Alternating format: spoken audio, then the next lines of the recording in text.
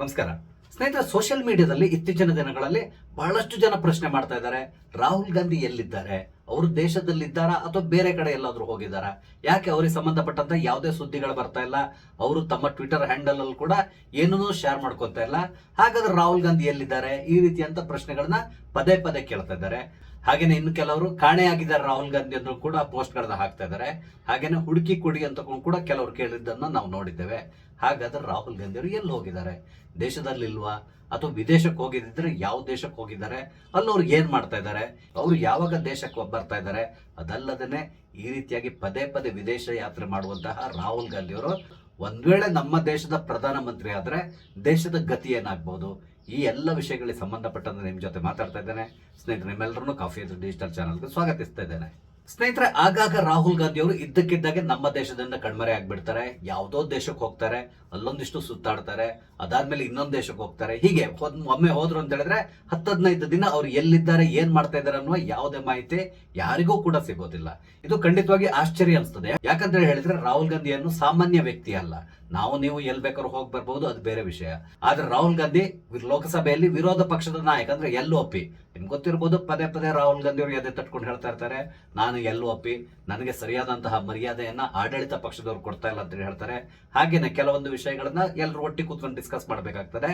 ಆಗ ನನ್ನ ಮಾತಿಗೆ ಅಲ್ಲಿ ಯಾವುದೇ ರೀತಿಯಾದಂತಹ ಮಾನ್ಯತೆಯನ್ನ ಕೊಡ್ತಾ ಇಲ್ಲ, ನನ್ನ ಮಾತಿಗೆ ಯಾವುದೇ ರೀತಿಯಾದ ಬೆಲೆ ಇಲ್ಲ. ಏನಿದ್ರು ಕೂಡ ಆಡಳಿತ ಪಕ್ಷ ಏಕಪಕ್ಷೀಯವಾಗಿ ನಿರ್ಧಾರಗಳನ್ನ ತಗೊಳ್ತದೆ. ಈ ರೀತಿಯಂತ ಹೇಳಿಕೆಗಳನ್ನ ಪದೇ ಪದೇ ಕೊಡ್ತಾ ಇರ್ತಾರೆ. ಪದೇ ಪದೇ ಇವರು ಜನರಿಗೆ ನೆನಪಿಸ್ತಾ ಇರ್ತಾರೆ, ನೋಡಿ ನಾನು ವಿರೋಧ ಪಕ್ಷದ ನಾಯಕ ಅಂತ ತಕೊಂಡು. ಆದ್ರೆ ಇದೇ ರಾಹುಲ್ ಗಾಂಧಿ ಪದೇ ಪದೇ ವಿದೇಶಕ್ಕೆ ಪ್ರವಾಸ ಮಾಡ್ತಾ ಇರ್ತಾರೆ. ಅವ್ರು ಎಲ್ಲಿ ಹೋಗ್ತಾರೆ, ಏನ್ ಮಾಡ್ತಾರೆ, ಯಾವುದೇ ರೀತಿಯಂತ ಮಾಹಿತಿಯನ್ನ ಯಾರ ಜೊತೆಗೂ ಹಂಚಿಕೊಳ್ಳೋದಿಲ್ಲ. ಸಾಮಾನ್ಯವಾಗಿ ಈ ರೀತಿಯಾದಂತಹ Z+ ಸೆಕ್ಯೂರಿಟಿ ಇರುವಂತಹವರು ಎಲ್ಲಿಗೆ ಹೋಗೋದಿದ್ರು ಕೂಡ ಸರಿಯಾದಂತಹ ಮಾಹಿತಿಯನ್ನು ಹಂಚಿಕೊಳ್ಬೇಕು. ಯಾಕಂತ ಹೇಳಿದ್ರೆ ಇವರ ಭದ್ರತೆಯನ್ನು ನೋಡ್ಕೊಳ್ಳೋದು ಸರ್ಕಾರದ ಕರ್ತವ್ಯ ಆಗಿರ್ತದೆ.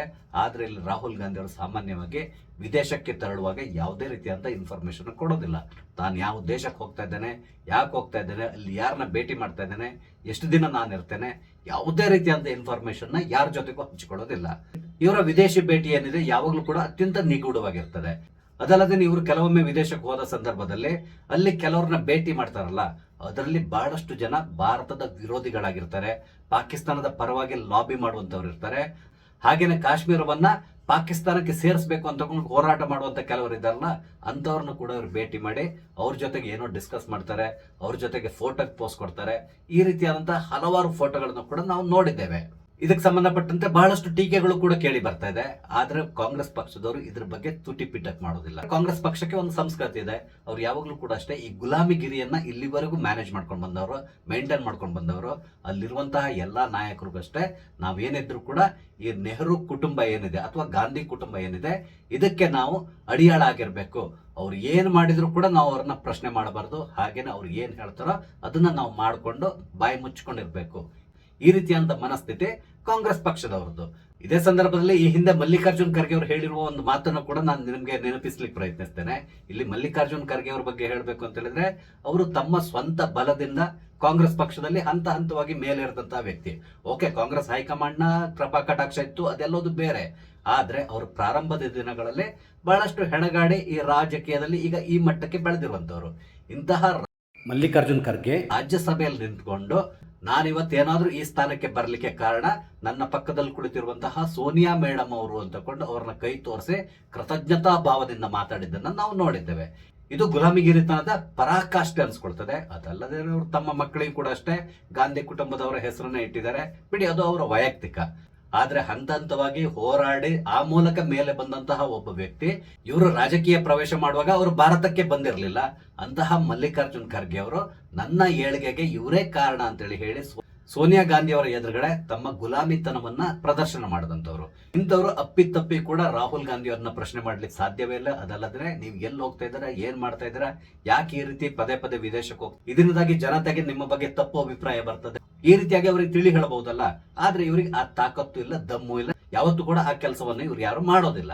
ಈಗ ಮುಖ್ಯ ವಿಷಯಕ್ಕೆ ಬರೋದಾದ್ರೆ, ಜೂನ್ 22ನೇ ತಾರೀಕಿಗೆ ನಮ್ಮ ರಾಹುಲ್ ಗಾಂಧಿ ಅವರು ವಿದೇಶ ಪ್ರವಾಸಕ್ಕೆ ತೆರಳಿದ್ರು. ಈಗ ಸದ್ಯಕ್ಕೆ ಬರ್ತಾ ಇರುವಂತ ಸುದ್ದಿ ಏನು ಅಂತ ಹೇಳಿದ್ರೆ, ನಾಳೆ ಅವರು ವಿದೇಶದಿಂದ ವಾಪಸ್ ಆಗ್ತಾ ಇದ್ದಾರೆ ಅಂತೇಳಿ. ಸದ್ಯಕ್ಕೆ ಅವರು ಯಾವ ದೇಶದಿಂದ ವಾಪಸ್ ಬರ್ತಾ ಇದ್ದಾರೆ ಅನ್ನೋದು ಗೊತ್ತಿಲ್ಲ. ಆದ್ರೆ ಇರುವಂತಹ ಮಾಹಿತಿ ಪ್ರಕಾರ ಅವರು ಯುನೈಟೆಡ್ ಕಿಂಗ್ಡಮ್, ಜರ್ಮನಿ ಮತ್ತು ಐಸ್ಲ್ಯಾಂಡ್ ಈ ರೀತಿಯ ಕೆಲವು ಯುರೋಪ್ ದೇಶಗಳಲ್ಲಿ ಸಂಚರಿಸ್ತಾ ಇದ್ದಾರೆ ಅನ್ನುವ ಸುದ್ದಿ ಬರ್ತಾ ಇದೆ. ಅದ್ರಲ್ಲಿ ಅವ್ರು ಏನ್ ಮಾಡ್ತಾ ಇದ್ದಾರೆ, ಯಾರನ್ನ ಭೇಟಿ ಆಗ್ತಾ ಇದ್ದಾರೆ, ಯಾವುದೇ ರೀತಿಯಂತ ಸುಳಿವು ಯಾರಿಗೂ ಇಲ್ಲ. ಇಲ್ಲಿ ಪ್ರಮುಖವಾಗಿ ರಾಹುಲ್ ಗಾಂಧಿ ಅವ್ರ ಬಗ್ಗೆ ಹೇಳ್ಬೇಕು ಅಂತ ಹೇಳಿದ್ರೆ, ಇವರಿಗೆ ರಾಜಕೀಯದಲ್ಲಿ ಅಂತಹ ಆಸಕ್ತಿ ಇಲ್ಲ. ಅನಿವಾರ್ಯವಾಗಿ ಇವರು ರಾಜಕೀಯಕ್ಕೆ ಬಂದಿದ್ದಾರೆ. ಇವರೇನಿದ್ರು ಕೂಡ ಮೋಜು ಮಸ್ತಿ ಮಾಡ್ಕೊಂಡು ಇರ್ಲಿಕ್ಕೆ ಇಷ್ಟಪಡ್ತಾರೆ ಅನ್ನೋ ಸುದ್ದಿ ಇದೆ. ಹಾಗೇನೆ ಕೆಲವೊಂದು ಸುದ್ದಿಗಳು ಕೂಡ ಇದೆ. ರಾಹುಲ್ ಗಾಂಧಿ ಅವಿವಾಹಿತರಲ್ಲ, ಅವರಿಗೆ ಈಗಾಗಲೇ ವಿವಾಹ ಆಗಿದೆ, ಅವರ ಹೆಂಡತಿ ಮಕ್ಕಳು ವಿದೇಶದಲ್ಲಿದ್ದಾರೆ. ಹಾಗಾಗಿ ಆಗಾಗ ಅವ್ರನ್ನ ಭೇಟಿ ಮಾಡ್ಲಿಕ್ಕಾಗಿ ಇವರು ವಿದೇಶಕ್ಕೆ ತೆರಳುತ್ತಾರೆ ಅಂತ ಕೂಡ ಹೇಳ್ತಾ ಇದ್ದಾರೆ. ಇದು ಬಿಡಿ ಊಹಾಪೋಹ. ಇದಕ್ಕೆ ಸಂಬಂಧಪಟ್ಟಂತೆ ಯಾವುದೇ ರೀತಿಯಂತ ಅಧಿಕೃತ ಮಾಹಿತಿ ಇಲ್ಲಿವರೆಗೆ ಎಲ್ಲೂ ಬಂದಿಲ್ಲ. ಆದ್ರಿಂದ ನಾವು ಇದನ್ನ ನಂಬಬೇಕಾದಂತ ಅವಶ್ಯಕತೆ ಇಲ್ಲ. ಹಾಗೇನೆ ನಂಬದೇ ಇರ್ಲಿಕ್ಕೂ ಕೂಡ ಸಾಧ್ಯ ಇಲ್ಲ. ಇದೆಲ್ಲದ್ರ ಜೊತೆಗೆ ಇವರು ವಿದೇಶ ಪ್ರವಾಸದಲ್ಲಿರೋದ್ರಿಂದ ಕರ್ನಾಟಕಕ್ಕೂ ಕೂಡ ಸಮಸ್ಯೆ ಆಗ್ತಾ ಇದೆ. ನಿಮ್ಗೆ ಗೊತ್ತಿದೆ, ಕರ್ನಾಟಕದಲ್ಲಿ ಡಿ.ಕೆ. ಶಿವಕುಮಾರ್ ಅವರು ಮುಖ್ಯಮಂತ್ರಿಯಾಗಿ ಈಗಾಗಲೇ 1.5 ತಿಂಗಳು ಕಳೆದು ಹೋಗ್ಬಿಟ್ಟಿದೆ. ಇವರು ಮುಖ್ಯಮಂತ್ರಿಯಾಗಿ ಪ್ರಮಾಣ ವಚನ ಸ್ವೀಕರಿಸುವಾಗ ಒಟ್ಟಿಗೆ 13 ಜನ ಮಂತ್ರಿಗಳಾಗಿ ಪ್ರಮಾಣ ವಚನ ಸ್ವೀಕರಿಸಿದ್ರು. ನಂತರ ಮಂತ್ರಿಮಂಡಲದ ವಿಸ್ತರಣೆ ಆಗ್ಬೇಕಾಗಿತ್ತು. ವಿಸ್ತರಣೆ ಆಗ್ಬೇಕು ಅಂತ ಹೇಳಿದ್ರೆ ನಿಮ್ಗೆ ಗೊತ್ತಿದೆ, ಕಾಂಗ್ರೆಸ್ ನಲ್ಲಿ ಹೈಕಮಾಂಡ್ ನವರು ಏನಾದ್ರು ಒಂದು ನಿರ್ಧಾರ ತಗೋಬೇಕು. ಪ್ರಮುಖವಾಗಿ ರಾಹುಲ್ ಗಾಂಧಿ ಎಲ್ಲದಕ್ಕೂ ಓಕೆ ಅಂತ ಹೇಳಿದ ಮೇಲೆನೆ ಸಂಪುಟ ವಿಸ್ತರಣೆ ಆಗೋದು. ಮಲ್ಲಿಕಾರ್ಜುನ್ ಖರ್ಗೆ ಅವರು ಎಐಸಿಸಿ ಅಧ್ಯಕ್ಷ ಅಷ್ಟೇ, ಅವರಿಗೆ ಯಾವುದೇ ರೀತಿಯಾದಂತಹ ಅಧಿಕಾರ ಇಲ್ಲ. ಇವರ ಕೆಲಸ ಏನಿದ್ರು ಕೂಡ ರಾಹುಲ್ ಗಾಂಧಿ ಮತ್ತು ಸೋನಿಯಾ ಮೇಡಮ್ ಅವರು ಇಲ್ಲಿ ಸೈನ್ ಮಾಡಿ ಅಂದ್ರೆ ಅಲ್ಲಿ ಸೈನ್ ಮಾಡ್ತಾರೆ. ನೀವು ಸೈನ್ ಮಾಡೋದು ಬೇಡ, ನೀವು ಹೆಬ್ಬೆಟ್ ಒತ್ತಿ ಅಂತ ಹೇಳಿದ್ರೆ ಇವರು ಹೆಬ್ಬೆಟ್ ಕೂಡ ಒತ್ತುತ್ತಾರೆ. ಅಷ್ಟೊಂದು ವಿಧೇಯತೆಯನ್ನ ಇವರು ಈ ಕುಟುಂಬಕ್ಕೆ ತೋರಿಸುವಂತವರು. ಇಂತಹ ಮಲ್ಲಿಕಾರ್ಜುನ್ ಖರ್ಗೆ ಅವರು ಯಾವುದೇ ಕಾರಣಕ್ಕೆ ರಾಹುಲ್ ಗಾಂಧಿ ಅನುಪಸ್ಥಿತಿಯಲ್ಲಿ ಯಾವುದೇ ರೀತಿಯಾದ ನಿರ್ಧಾರವನ್ನ ತಗೊಳ್ಳೋದಿಲ್ಲ.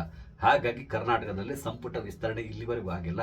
ಈಗ ಬರ್ತಾ ಇರುವಂತ ಸುದ್ದಿ, ನಾಳೆ ರಾಹುಲ್ ಗಾಂಧಿ ಬರ್ತಾ ಇದ್ದಾರೆ.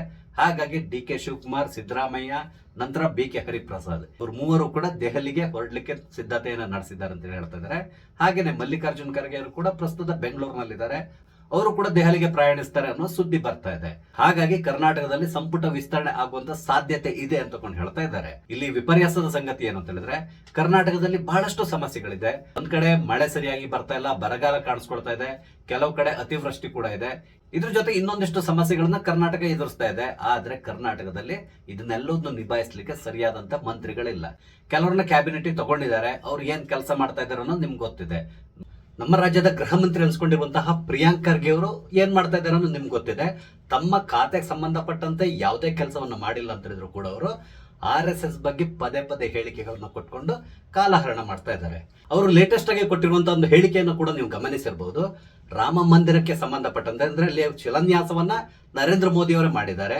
ಹಾಗೇನೆ ಪ್ರಾಣ ಪ್ರತಿಷ್ಠೆಯನ್ನು ಕೂಡ ನರೇಂದ್ರ ಮೋದಿ ಅವರೇ ಮಾಡಿಸಿದ್ದಾರೆ. ಹಾಗೇನೆ ಅದರ ಎಲ್ಲ ಕ್ರೆಡಿಟ್ ಅನ್ನ ನರೇಂದ್ರ ಮೋದಿ ಅವರು ತಗೊಂಡಿದ್ದಾರೆ. ಇಷ್ಟೆಲ್ಲ ಆದ್ಮೇಲೆ ರಾಮ ಮಂದಿರದಲ್ಲಿ ನಡೆದಿರುವಂತಹ ಚಂದಾ ಚೋರಿಯ ಕ್ರೆಡಿಟ್ ಅನ್ನು ಕೂಡ ಈಗ ನರೇಂದ್ರ ಮೋದಿ ಅವರೇ ತಗೊಳ್ಬೇಕು, ಈ ರೀತಿಯಾದಂತಹ ಹೇಳಿಕೆಯನ್ನು ಕೊಟ್ಟಿದ್ದಾರೆ.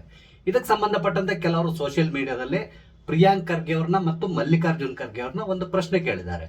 ಇಷ್ಟೆಲ್ಲ ನೀವು ಹೇಳ್ತಾ ಇದ್ದೀರಲ್ಲ, ಹಾಗಾದ್ರೆ ಕರ್ನಾಟಕದಲ್ಲಿ ಗೃಹಲಕ್ಷ್ಮಿ ಯೋಜನೆ ಏನಿದೆ, ಮನೆಯ ಯಜಮಾಂತಿಗೆ ಪ್ರತಿ ತಿಂಗಳು 2,000 ರೂಪಾಯಿನ ಕೊಡುವಂತಹ ಸರ್ಕಾರದ ಸ್ಕೀಮ್ ಏನಿದೆ, ಗೃಹಲಕ್ಷ್ಮಿ ಸ್ಕೀಮ್, ಇದನ್ನ ಉದ್ಘಾಟನೆ ಮಾಡಿದ್ದು ಕೂಡ ಮಲ್ಲಿಕಾರ್ಜುನ್ ಖರ್ಗೆ ಅವರು. ಆದ್ರೆ ಕಳೆದ ವರ್ಷದ ಫೆಬ್ರವರಿ ಮತ್ತು ಮಾರ್ಚ್ ತಿಂಗಳ ಅಂದ್ರೆ 2 ತಿಂಗಳ ಗೃಹಲಕ್ಷ್ಮಿ ಹಣ ಇಲ್ಲಿವರೆಗೂ ಕೂಡ ಯಾರಿಗೂ ಕ್ರೆಡಿಟ್ ಆಗಿಲ್ಲ.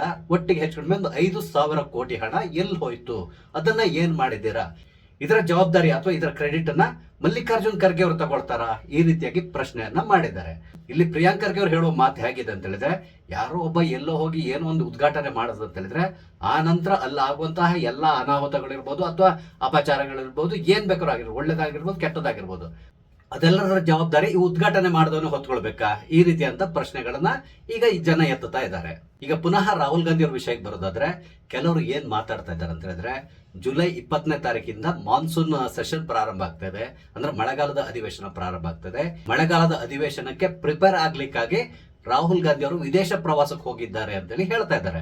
ಈ ರೀತಿ ಹೇಳಲಿಕ್ಕೂ ಕೂಡ ಒಂದು ಕಾರಣ ಇದೆ. ನಿಮ್ಗೆ ಗೊತ್ತಿದೆ, ಭಾರತದ ವಿರುದ್ಧವಾಗಿ ಬಹಳಷ್ಟು ಜನ ಕೆಲಸ ಮಾಡ್ತಾ ಇದ್ದಾರೆ.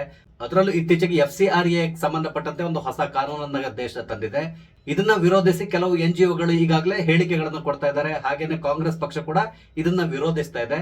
ಪ್ರಮುಖವಾಗಿ ದೇಶದಲ್ಲಿ ಯಾರೆಲ್ಲ ಈ ಮತಾಂತರ ಪ್ರಕ್ರಿಯೆಯಲ್ಲಿ ನಿರತರಾಗಿದ್ದಾರೋ ಅವರೆಲ್ಲರೂ ಕೂಡ ಈ FCRA ಕಾನೂನನ್ನ ವಿರೋಧಿಸ್ತಾ ಇದ್ದಾರೆ.